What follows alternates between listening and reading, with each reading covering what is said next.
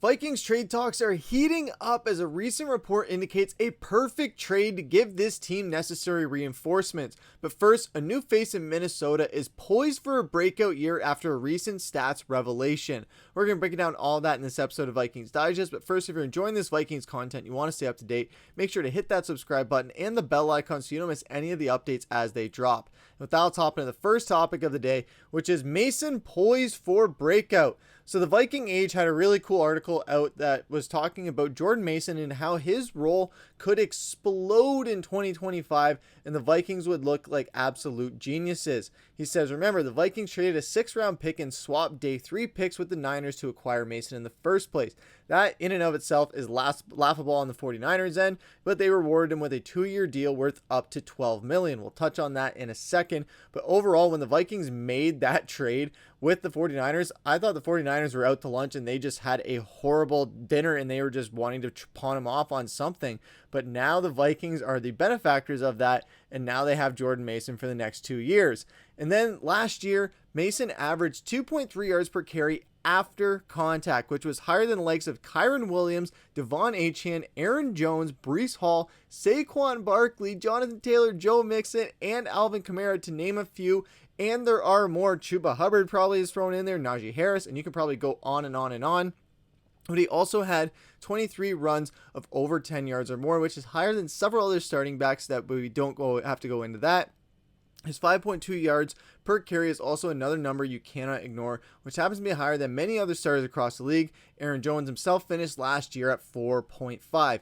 Now, a lot of that is contributed to him not having played a full season last year, but you cannot deny, if you guys had Jordan Mason on your fantasy last year, you guys were absolutely stoked during that first half of the season. He was an absolute monster as far as yardage. He was getting a lot of early scores. Even when McCaffrey got back there, he was still the benefactor of those touchdowns and was still in command of that backfield, or at least was working in a good tandem with CMC. And now he has a chance to do that in Minnesota, where last season he had 789 yards and he was getting a lot of first downs as a result of it, with 37, of course, and the longest one of his runs being 38 yards, of course. He did have three fumbles, but he only lost one of them, sorry. He was able to recover 2 of them. So this is a guy who is pretty reliable, can hopefully stay healthy, and will be a solid backup for Aaron Jones that will catch a lot of teams off guard, especially when you look at how explosive he can be when he is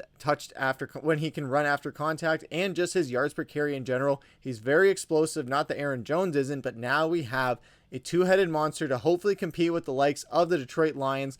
And when you look at that contract as well, it's not a pretty hefty contract. It is a pretty nice one when you look at the grand scheme of things. They do have that void year on there as well, 3 void years to be exact, but he does become a UFA in 2027. However, getting him at this price tag is really nice. Now, will Minnesota eventually rework this deal if he does really well before he gets warranting a lot of money as an extension?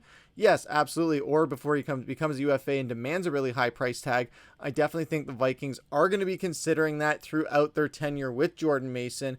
But overall, this is looking really good for the Vikings, where we needed, and it got shown last year and the year before when we didn't have Dalvin Cook, that we need a 1-2 punch at running back in a good tandem, especially with a quarterback like JJ McCarthy, who really likes to use his running backs. If you have that with Aaron Jones and Jordan Mason, we're pretty good. We're almost set there, where we don't have the power and the speed that Monty and Gibbs have, but at least we have explosiveness on both ends, no matter where you have it, and guys that can also catch out of the backfield and are really freaking fast and will fight through yards after contact. What do you guys think about all of this as far as Jordan Mason? Do you guys think that he's going to be having a breakout year? And are you guys going to draft him as an RB2 in fantasy? I think that's a pretty interesting conversation that we should be getting into in the next couple of months, is some fantasy football stuff when we talk about a player. Let us know down below if that's a player that you guys are considering taking in your fantasy football drafts before that season rolls around. But what do you guys think about all this down below? Let us know. But that's going to take us into our second topic of the day, which is that the trade talks are heating up.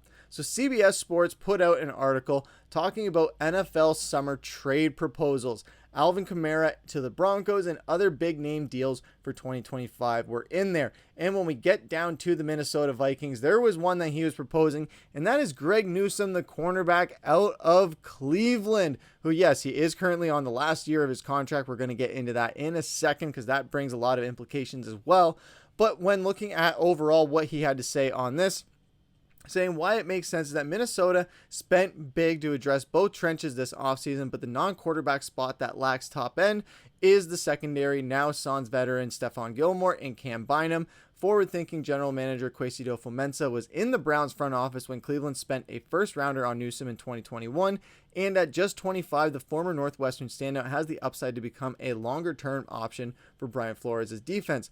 Why would the Browns give up such a young chess piece? Despite his draft reputation, Newsome managed just 3 starts in Jim Schwartz's unit in 24, and he's headed into a contract year. The potential holdups with this as well are that the Vikings paid top dollar to retain Byron Murphy at one cornerback spot, and they might just be comfortable with rolling with bargain additions like Isaiah Rodgers, who we know Brian Flores is really high on, Jeff Okudah, who's a veteran that Justin Jefferson spoke very highly of, that are also on the depth chart. And the Browns, while perpetually rebuilding, as they are the Browns, might want to stash Newsome as insurance. After all, how many young building blocks do they really have?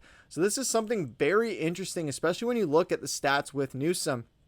He was battling injury a little bit last year, but this is a guy who came into the league and had a pretty solid production to start and just continued to get better. 2023 definitely was his best season, where he totaled for 49 tackles, 34 of them being solo, and he got half of a sack. He isn't known for sacks and blitzing, but what he's really known for is being a real pest when it comes to receivers running routes. He's not going to get you a bunch of turnovers, but what he is going to do is he's going to disrupt opposing wide receivers, try and get in their head, jam them up at the line, and make sure that they can't execute their route, and just force and deflect incompletions, where you see that he is able to deflect a few passes where you have the passes defended there at 34, where he had 14 of them in 2023. So this is a guy that I really like as a shutdown corner that won't create a lot of turnovers, but he could jam a guy off the line where they get knocked off their route. They go into trying to save that route, and they wander into some tough coverage, and that leads to another turnover. There's a lot of ways that you could utilize a guy like this, and he has a lot of upside. He's really young. He is going to bring a bit of a price tag, that's where it kind of gets a little bit complicated. But from a financial perspective, as far as this year is concerned, trade for Newsome could be a realistic move on both sides, as his cap hit is going to be 13.4 for 2025, with the Vikings having $23.5 million to absorb the hit, and the cost-controlled nature of Newsome's deal makes him an attractive plug-and-play solution at cornerback. For a team that still sees itself in the playoff mix but needs more stability at cornerback, Newsome could be the right move at the right time. And that's the thing, is when you look at his contract, he's going into a contract year that he's going to get paid a lot of money, and it's coming off of a backloaded contract where the first couple of years he was getting paid pretty nicely as far as a cap friendly standpoint, where he wasn't getting paid very much, and then just a massive pay boost when he signed that extension, and now he is going into a final one.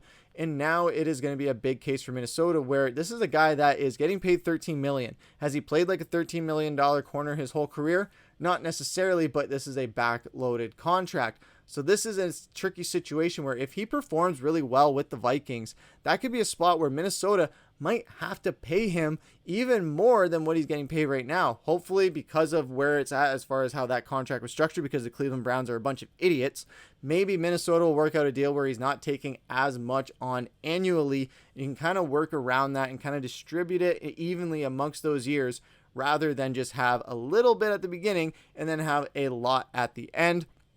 Hopefully Kwesi can work his numbers magic. We know he's great with the numbers. We've seen how he's been able to move salaries around, contracts around, and as well as just moving players around to try and retain that perfect salary that he has to work between, not only throughout the offseason, but also into the regular season, because we know injuries do happen. But what do you guys think about the idea of bringing in Newsome? I think it's a pretty solid addition that would be a really good depth signing. It's just a matter of, the Vikings can afford it now, but will they be able to afford him next season? When all this money rolls over, and the Vikings will accrue a lot of cap hit. So that's going to be something to look out for. But overall, what do you guys think about the idea of just using Newsome as a rental rather than a long-term solution? Or would you extend him long-term? Let us know down in the comments below. But that's going to do it for this episode of Vikings Digest. I've been your host, Griffin. Take care.